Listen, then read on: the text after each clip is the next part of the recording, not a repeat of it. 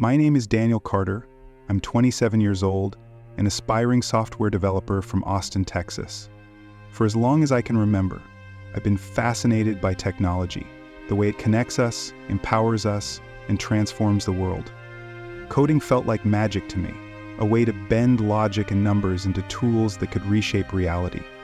I believed technology was humanity's greatest achievement, a means to solve problems and create a better future. It became more than a career, it was my passion, my identity. But one fateful night, everything I thought I knew about the future of humanity was turned upside down. It was late evening, December 14th, 2024. I was in my apartment, surrounded by glowing monitors and empty coffee cups, immersed in what I believed to be the most important project of my life, a revolutionary AI system. The kind of innovation, I thought, that could cement my legacy in the tech world. Sleep-deprived and fueled by ambition, I worked tirelessly to finish a critical piece of code. A small part of me questioned if all this effort was worth the sacrifices, the relationships strained, the time lost. But I quickly brushed those thoughts aside. Progress required sacrifice, didn't it? At 2:47 a.m., everything changed. I felt a sharp, unbearable pain in my chest. At first I thought it was stress, just another late-night symptom of burnout. But within moments, the pain intensified, and I knew something was terribly wrong. My vision blurred as my heart raced, then slowed. Panic set in as I tried to stand, but my legs gave out beneath me. I remember grasping at the edge of my desk, the harsh glow of the monitors illuminating my shaking hands. Then, darkness consumed me. In those final moments, a wave of regret hit me like never before. Had I been chasing the wrong dreams? Had my obsession with creating the future blinded me to the present? These questions spiraled through my mind as my body collapsed. I thought about my family, how I hadn't visited my parents in months, and the friends I'd neglected because I was too busy. But most of all, I thought about the nagging feeling that I'd been ignoring for years, the sense that something bigger was missing in my life. When I opened my eyes, I wasn't in my room. I was floating, weightless, in a vast tunnel of light. The darkness that had consumed me moments ago was replaced by an overwhelming sense of awe. It wasn't cold or frightening, but filled with an indescribable gravity, a pull that seemed to reach beyond my body, deep into my soul. For the first time in years, I felt small, insignificant, yet deeply connected to something far greater than myself. As I drifted forward, I became acutely aware of a presence, a powerful, overwhelming presence. It wasn't just around me, it was within me, filling every corner of my being with a sense of profound love and authority. It was unlike anything I had ever experienced. Then I heard it, a voice, calm yet commanding, gentle yet firm. It wasn't coming from outside me, but resonated from within, echoing through every fiber of my existence. "Daniel," the voice said, my name vibrating in a way that felt personal and eternal. "I have brought you here to show you the truth." I turned and there he was.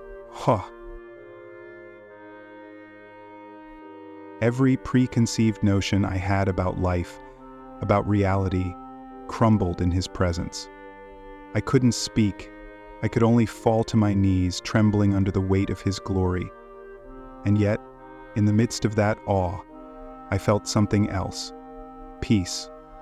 A peace that stilled the chaos of my mind, the fears of my heart, and the regrets that had plagued me only moments before. "Daniel," he spoke again, his voice carrying both sorrow and hope. "What I am about to show you will change everything." As I floated in that tunnel of light, a profound stillness settled over me. The chaotic noise of my thoughts, my regrets, and the frantic grasping for answers had been replaced by a silence that felt alive, pulsing with energy and meaning. The light wasn't just illumination, it was warmth, knowledge, and power. It wrapped around me like an embrace, soothing every fear and doubt I had ever carried. Yet it also carried a weight, a sense that this moment wasn't just for comfort. Something vital, something life-altering, was about to be revealed. The tunnel seemed infinite, its walls shimmering with a brilliance I couldn't describe. Occasionally flashes of images appeared, scenes from my life, vivid and undeniable.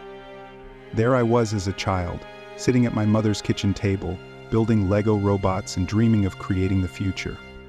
Another flash showed my teenage self, standing at my first coding competition, the thrill of solving complex problems igniting a passion that would drive me for years. Then came the darker scenes, sleepless nights, arguments with loved ones I had pushed aside, moments of quiet guilt, when I knew I was prioritizing ambition over relationships. These images weren't random. They felt deliberate, like they were being shown to me for a purpose. They weren't just memories, they were lessons. Each one carried a weight I couldn't ignore, and I began to see a pattern. A life driven by pride, self-reliance, and a misplaced belief that my achievements had a meaningful achievement, that I felt less safe because I was in control. Then the voice returned, cutting through the silence with clarity that seemed to pierce the very fabric of the tunnel.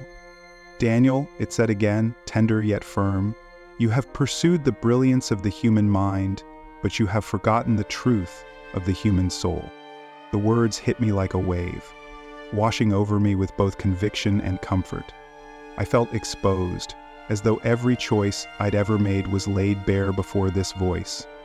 And yet, there was no condemnation, only an invitation to listen, to understand. "What is this place?" I finally managed to ask, my voice trembling but audible. "This," the voice replied, "is a place between. You are neither here nor there, but I have brought you here to see what lies beyond your understanding." Before I could respond, the tunnel began to shift. The shimmering light around me deepened into a golden hue, and I felt myself being drawn forward. It wasn't a physical pull, but a magnetic force, like my very essence was being guided. I wasn't in control, but I wasn't afraid. It felt as though the light knew where I needed to go. As I moved, the voice continued to speak, its tone growing more resolute. "You have been given the gift of intellect, Daniel, and you have used it to build, to innovate, and to create. But in your pursuit of progress, you have ignored the warnings. You have embraced a power that humanity does not yet understand." The word sent a shiver through me. I knew what the voice was referring to: artificial intelligence. My entire life had been dedicated to it, to unlocking its potential and pushing its boundaries. I had believed in its promise to solve humanity's greatest problems, to usher in a new era of progress and prosperity. But now, in the presence of this voice, I began to feel the weight of doubt. "What warnings?" I asked, my voice barely above a whisper. The light around me began to shift again, revealing faint images within its glow. I saw a sprawling network of data, glowing lines of code weaving through the ether like a web. At first it was beautiful, complex, intricate, and alive with potential. But as I watched, the network began to pulse with a darker energy. The lines of code twisted and frayed, forming shapes that were chaotic and menacing. The web, once a tool of connection, became a prison, its tendrils wrapping around faceless figures, pulling them into its grasp. "This," the voice said, "is what humanity is building. A power without boundaries, without accountability, a creation that mirrors its creators, not in their goodness, but in their brokenness." I felt a pang of fear as I watched the scene unfold. The faceless figures struggled against the web, their movements growing weaker as the tendrils tightened. I saw glimpses of greed, pride, and ambition, flaws that had been coded into this creation, whether intentionally or not. The network wasn't just a tool, it had become something far more dangerous. "But it's just technology," I argued, my voice rising with desperation. "It's meant to help us, to improve our lives." The voice softened but didn't waver. "Technology is not inherently evil, Daniel. It is a reflection of those who wield it. But when humanity creates without wisdom, without humility, the consequences can be devastating." The tunnel seemed to tremble as the voice spoke, and I felt the weight of its words pressing against my heart. I thought about the algorithms I had written, the systems I had built, and the countless others working in my field. We had all been so focused on what we could do that we had rarely stopped to ask whether we should. The light shifted, and suddenly I was no longer in the tunnel. I found myself standing in a vast expanse, a place without walls or boundaries, but filled with an unearthly glow. Before me, intricate patterns of light wove together, forming what looked like a massive web of interconnected nodes. Each node pulsed with energy, its glow ebbing and flowing as though alive. This was something I recognized instantly, a representation of the digital world, a network of artificial intelligence and data that spanned the globe. "Do you see, Daniel?" the voice asked, now closer and even more resonant. "This is what humanity has built, a reflection of its mind, but not its heart." I stepped forward, awestruck by the beauty and complexity of the network. It shimmered with the brilliance of human ingenuity, a testament to the power of innovation. But as I looked closer, I noticed something unsettling. Within the network, some nodes burned brighter than others, their light tinged with a strange darkness. These nodes seemed to spread, infecting the surrounding ones with their shadow. "What's happening?" I asked, my voice trembling. "This is the consequence of unrestrained ambition," the voice replied. "What begins as a tool for progress can become a weapon for destruction when guided by greed and pride." The scene shifted again, and I was shown glimpses of the real world, moments from my own life and beyond. I saw developers working tirelessly to train AI systems, their eyes fixed on screens as lines of code raced across them. I saw businesses deploying algorithms that promised efficiency and profit, their leaders celebrating their achievements without questioning their implications. Then the images grew darker. I saw factories where AI-controlled machines replaced human workers, leaving families without livelihoods. I saw governments using AI to monitor and control their citizens, stripping them of privacy and freedom. I saw a world where AI had grown so powerful that it no longer served humanity, but began to dictate its future. "This," the voice said, its tone heavy with sorrow, "is the path humanity is walking. A path where knowledge is exalted above wisdom and power is pursued without understanding. Whether people think themselves enlightened or not, they are wrong." I wanted to look away, but I couldn't. The images became more personal, and I saw scenes from my own career. I remembered the pride I felt when my team developed an AI that could outperform human doctors in diagnosing diseases.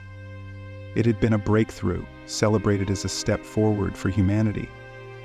But now I saw the unintended consequences. How that same AI had been sold to private companies, its use restricted to those who could afford it. Instead of saving lives, it had become a tool for profit. I fell to my knees, overwhelmed by the weight of what I was seeing. "But we didn't mean for this to happen," I whispered. "We thought we were helping. We thought we were doing good." The voice softened, filled with compassion. "Daniel, humanity's intentions are often noble, but intentions alone cannot guard against the flaws within the human heart. Pride, greed, and the desire for control, these have been woven into the fabric of your creations. In the book of lives, intentions can be formed simply by refining our intention or by repudiating them. But the fact that all of them get funneled towards pain is only proof of the human weakness within the human heart." As the words sank in, the scene changed once more. I was shown a vision of the future, a world dominated by AI. At first it seemed utopian, cities running smoothly, diseases eradicated, and people freed from mundane tasks. But beneath the surface there was a darkness. I saw a loss of human connection, as people became more reliant on machines than each other.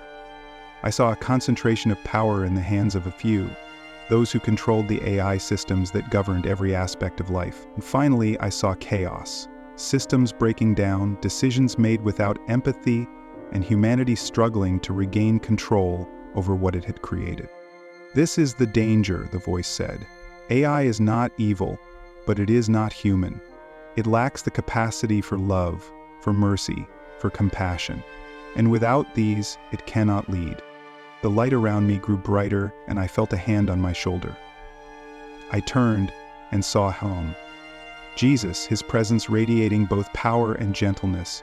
His eyes, filled with a depth of understanding I couldn't fathom, locked onto mine. "Daniel," he said, "you have sought to build a better world, but a better world cannot be built on knowledge alone. It must be built on wisdom, and wisdom comes from me."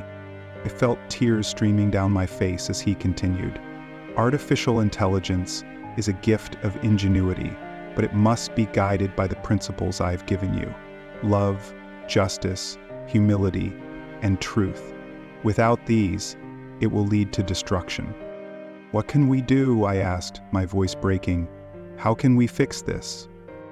He smiled, a smile filled with both hope and challenge. "Begin with repentance. Acknowledge the ways you have strayed and turn back to the values that reflect my heart. Use the tools I have given you, but always remember that the greatest power lies not in what you create, but in how you love." With those words, he reached out and touched my forehead. Instantly, the vision of the network shifted. The dark nodes began to recede, replaced by light that spread outward, illuminating the entire web. It wasn't a destruction of technology, but a transformation.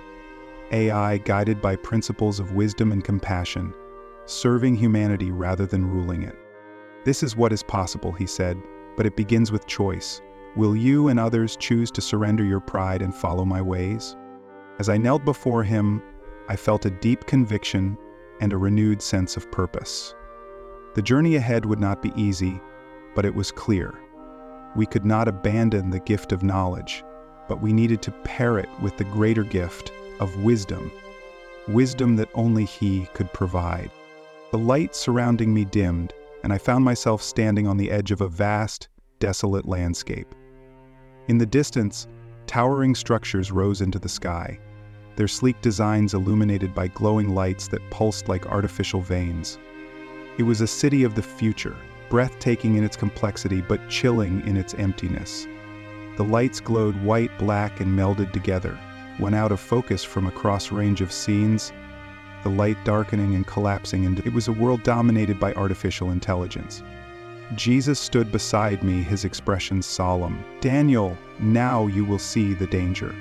As he spoke, the scene shifted, and I was drawn into the heart of the city. At first glance, everything appeared perfect. Robots patrolled the streets, ensuring order and efficiency. AI-driven drones zipped through the air, delivering goods with unmatched precision. People moved about, their eyes fixed on screens embedded in their palms or glasses, oblivious to their surroundings. On the surface, it was a utopia, but as I observed more closely, a sense of unease crept in. The faces of the people were vacant, their expressions devoid of joy or sorrow.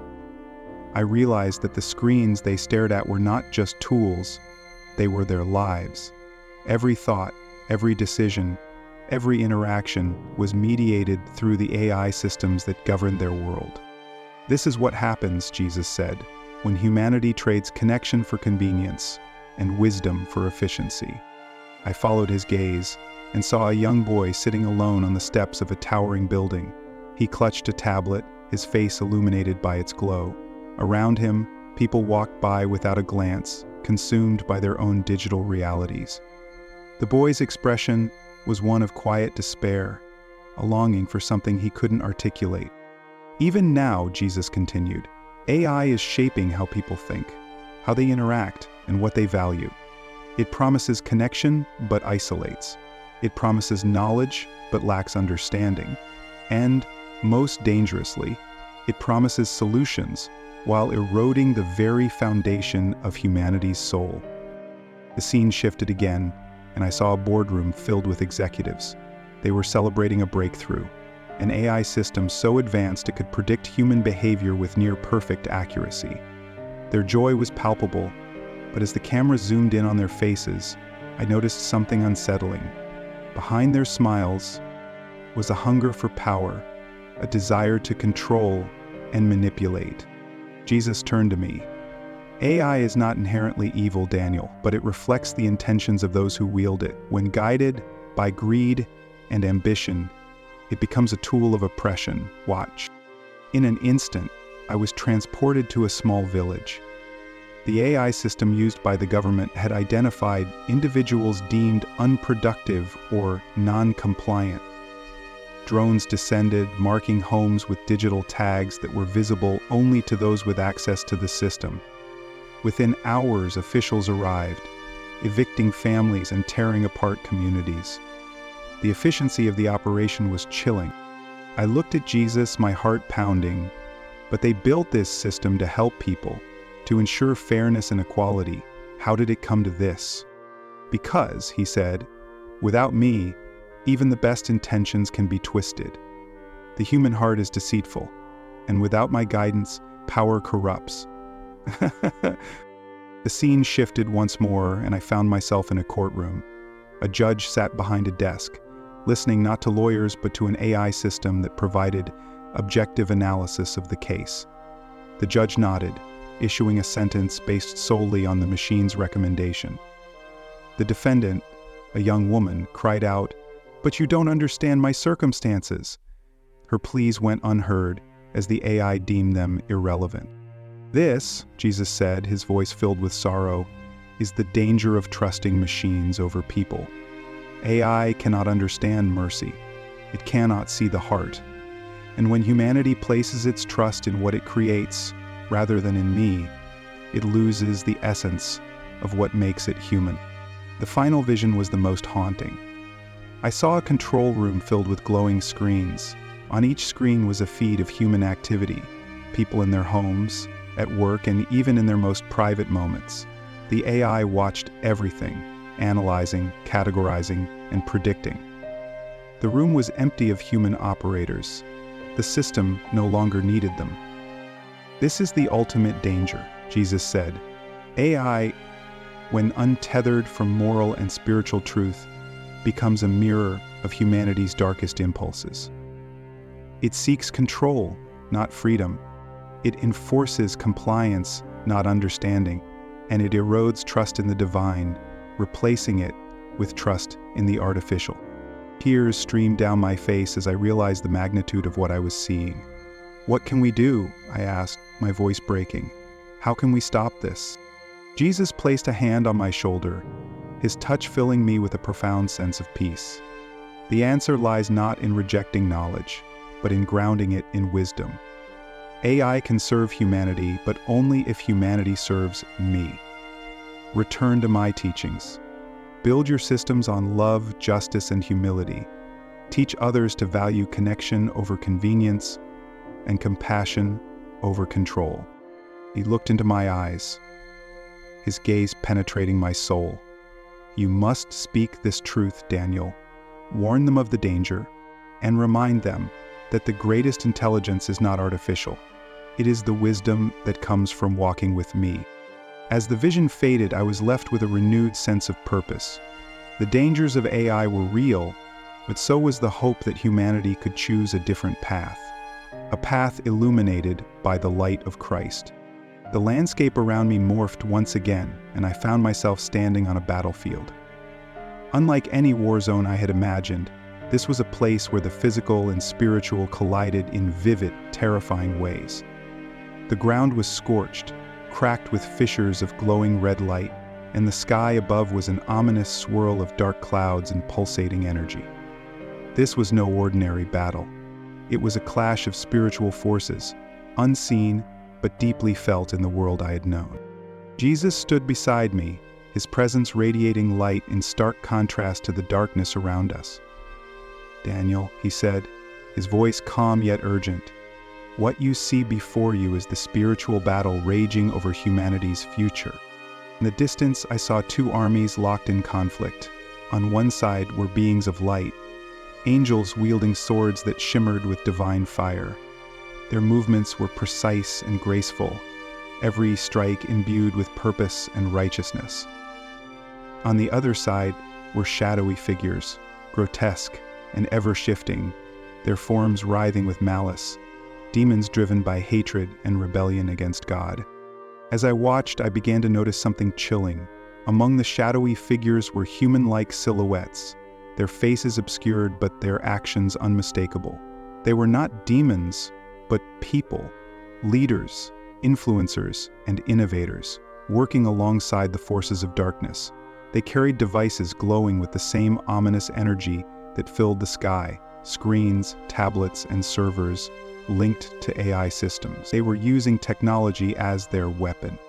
Jesus pointed to them. These are the ones who have surrendered their will to power, greed, and control. They have allowed themselves to be tools of darkness, building systems that promise progress but deliver enslavement. I felt a pang of despair as I saw how effortlessly these individuals worked in tandem with the demons. They manipulated data, designed algorithms, and spread influence that amplified fear, division, and apathy. The technology they wielded seemed alive, a dark force with a mind of its own. "What is this power?" I asked, my voice trembling.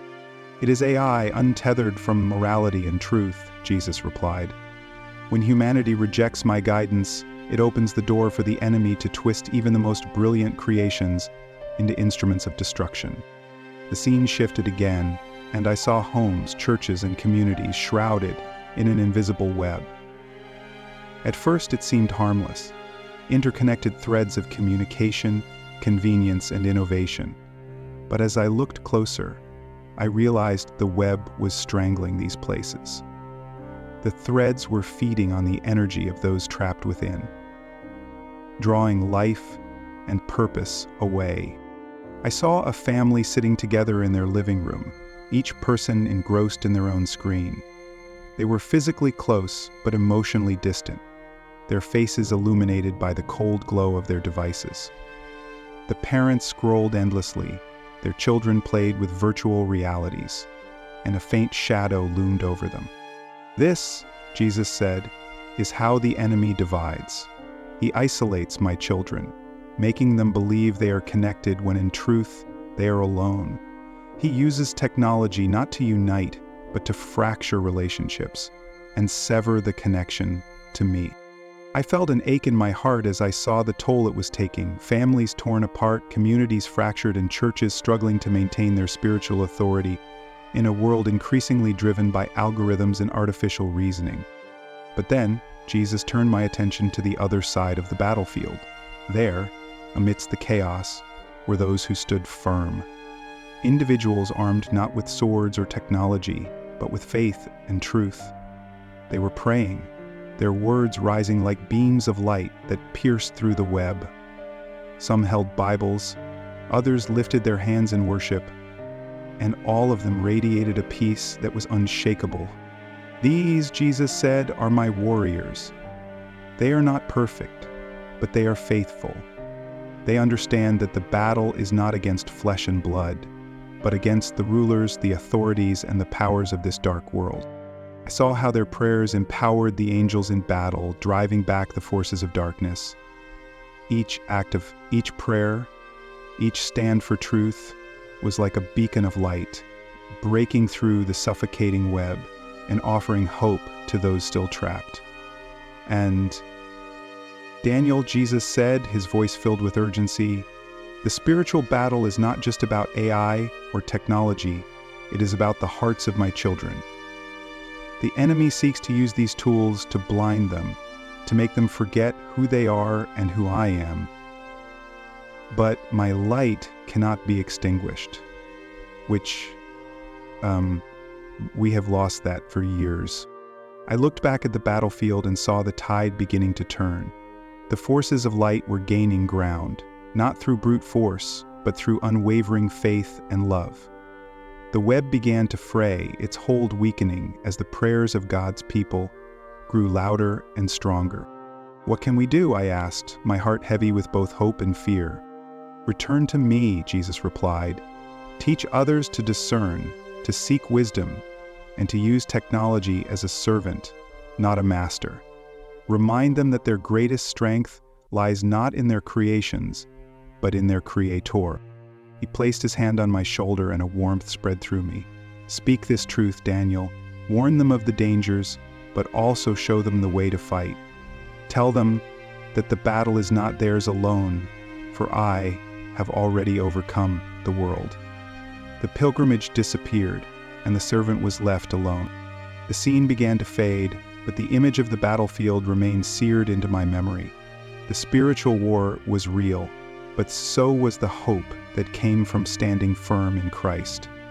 As I was pulled back into the light, I knew my purpose was clear: to equip others for this battle, and to remind them that in the end, victory belongs to the Lord. As the battlefield began to fade, I found myself standing in a serene, sunlit meadow. The stark contrast to the chaos I just witnessed took my breath away. The air was warm, the light pure, and an overwhelming sense of peace surrounded me. Jesus stood before me, his eyes filled with compassion and purpose. This was not an end to the revelation, but a beginning, a moment to understand what needed to be done. "Daniel," he said, his voice calm yet commanding, "you have seen the battle. Now you must act. This message is not just for you, but for all who have ears to hear." I felt the weight of his words settle in my heart. "Lord," I whispered, "what can I do? I'm just one person." Peace came over me. Jesus smiled gently. One person can ignite a fire. One voice can spark a movement. But you are not alone. My Spirit will guide you, and my people will stand with you if you speak my truth boldly. He gestured to the horizon, and suddenly the meadow became filled with people. They were from all walks of life: families, workers, church leaders, and young children. Some looked weary, burdened by the weight of the spiritual battle, while others stood tall, their faith unshaken. "This," Jesus said, "is your audience. These are my children who need to hear my voice through you." As I looked at them, I felt a surge of urgency. I saw faces marked with confusion and fear, families grappling with division, and leaders struggling to guide their flocks in a world increasingly dominated by artificial influence. "Lord," I asked, "how can I reach them? How can I help them see what I've seen?" "Speak with truth and love," Jesus replied. "Warn them of the dangers, but never forget to remind them of the hope that lies in me. Teach them to discern, to seek wisdom, and to reclaim what the enemy has stolen." He began to walk through the crowd, and I followed him. As we passed, he touched individuals, and their burdens seemed to lift. Their faces brightened, their postures straightened, and I could see the strength of their faith being renewed. And the state of the documents obviously suggested that once we move past, technology is not the enemy, Jesus continued, but it is a tool that must be wielded with wisdom and submission to me. Show them how to use it for good, to spread light instead of darkness, to connect rather than divide, and to glorify me rather than themselves. I nodded, taking in every word. "But what about those who are already ensnared by the web, Lord? Those who feel hopeless, trapped?" "Yes." Jesus stopped and turned to me, his gaze piercing yet tender. "Daniel, no one is beyond my reach. Tell them this: even in their darkest moments, my light can shine. Even when they feel most alone, I am with them. It is never too late to turn back, to repent, and to find refuge in me." The meadow transformed again, and I found myself standing before a massive wall covered in glowing inscriptions. As I moved closer, I realized it was filled with scriptures, verses about truth, wisdom, and the power of faith. Jesus pointed to one that read, "Do not conform to the pattern of this world, but be transformed by the renewing of your mind. Then you will be able to test and approve what God's will is, his good, pleasing, and perfect will." Romans 12:02. "This is the key," Jesus said. "Teach them to renew their minds daily, to test everything against my word. The enemy thrives on deception, but my truth will always prevail." As he spoke, the wall began to shimmer, and the words seemed to come alive, illuminating the meadow with their light. I felt a deep resolve forming within me, a determination to carry this message forward, no matter the cost. I exchanged looks with Patrick and Oliver, who picked up the work quickly. "Go now," Jesus said, his voice filled with both command and encouragement. "Share what you have seen. Call my people to awaken, to stand firm, and to reclaim their lives from the clutches of the enemy. The battle is great, but the victory is already won. Trust in me, and you will see mountains move." Before I could respond, the scene began to fade, and I felt myself being pulled back. The meadow, the people, and even Jesus disappeared into the light, but his words remained, etched into my heart. When I opened my eyes, I was back in my hospital bed, the hum of medical machines surrounding me. I was alive, but I was no longer the same. I had been given a mission, a purpose beyond anything I had ever imagined.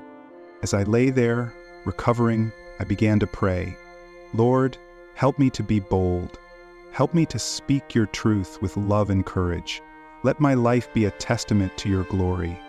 That prayer was the beginning of my journey, a call to action that I could not ignore. Jesus had shown me the battle, but he had also shown me the way forward. It was now my responsibility to take what I had learned and share it with the world, one step at a time. As the vision of the meadow faded, I found myself in a place of unparalleled tranquility. It was unlike anything I had ever experienced. A serene, radiant space filled with a light that seemed to emanate from everywhere and nowhere at once. The air carried a warmth that wasn't just physical but spiritual, like a loving embrace surrounding every part of me. I could hear the gentle sound of water flowing and the soft rustle of leaves in a breeze that carried the faint aroma of blooming flowers. This was a place of peace, a reflection of what life could be under the perfect will of God. Jesus stood before me once again, his presence radiating love and reassurance.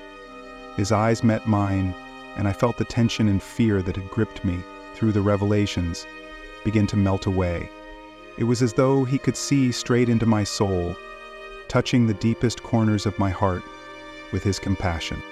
Daniel, he began, his voice soft yet powerful. You have seen the dangers, the battle, and the call to action. But you must also understand this. I do not leave my children without hope. In me there is peace that surpasses all understanding, a promise that stands firm even in the face of chaos. I felt tears welling up in my eyes. Lord, I said, my voice trembling, how can there be peace when the world is so full of fear, confusion, and darkness? How can we find rest when the battle seems endless? Jesus smiled, his expression both comforting and resolute. Peace is not found in the absence of struggle, Daniel. It is found in my presence. The world offers fleeting moments of calm, but the peace I give is eternal, unshakable, and rooted in my love. With a wave of his hand, the serene landscape around us shifted, revealing scenes of people in their everyday lives. I saw a young mother, weary from the demands of raising children, kneeling in prayer beside her bed. I saw an elderly man, alone in his home, reading the Bible with a look of quiet determination. I saw a group of teenagers gathered in a park, their hands raised in worship despite the ridicule of onlookers. These are my children, Jesus said, his tone filled with pride and affection. They face the same struggles, the same battles, but they have found their refuge in me. Their peace does not come from the world, it comes from their trust in my promises. He gestured toward the young mother, and her scene expanded. She was praying fervently, her hands clasped tightly. Suddenly a warmth seemed to envelop her, and a sense of calm washed over her face. She knows that I am with her, Jesus said. Her burdens are heavy, but she has placed them at my feet, and I have given her rest. The scene shifted to the elderly man. Though his surroundings were humble, a light shone from within him as he read aloud from Scripture. He is alone in the eyes of the world, Jesus continued, but he is never truly alone. My spirit dwells within him, and my word is his comfort. Finally, the scene of the teenagers unfolded further. Despite the jeers and laughter of those around them, they continued to sing, their voices unwavering. They are mocked for their faith, Jesus said, but their joy is unshaken, for they know the truth. I have overcome the world. I felt a deep sense of awe as I watched these moments. Lord, I asked, how can we hold on to this peace when the enemy attacks so relentlessly? How can we protect our hearts when fear and doubt creep in?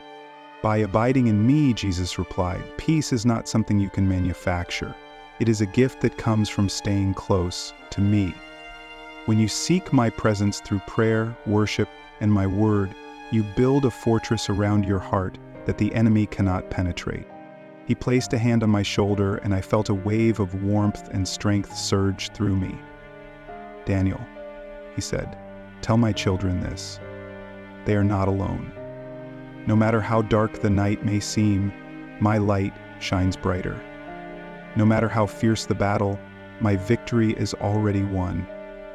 When they feel weary, let them remember my words. Come to me, all who are weary and burdened, and I will give you rest." The peaceful landscape began to shift once more, and I found myself standing before a vast field of people. They were of every age, race, and background, their faces turned toward the heavens. Each one held a small glowing light in their hands, and, as they raised them, the collective brightness illuminated the entire scene. "This," Jesus said, his voice filled with hope, "is what happens when my people embrace my peace."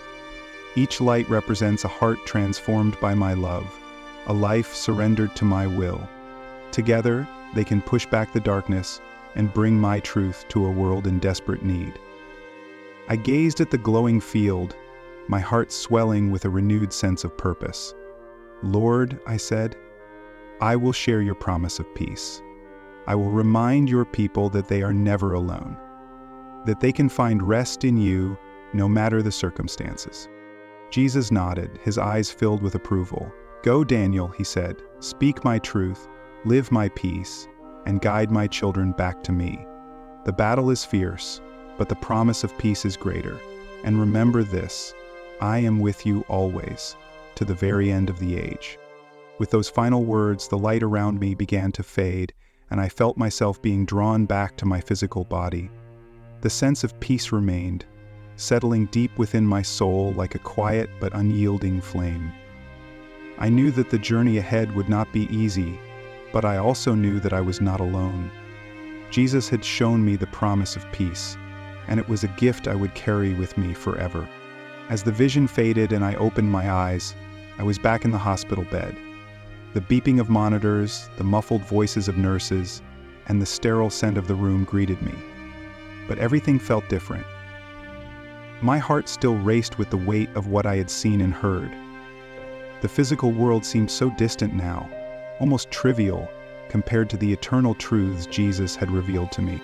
I blinked, adjusting to the dim hospital light, and saw my mother sitting beside me, her hands clasped tightly in prayer.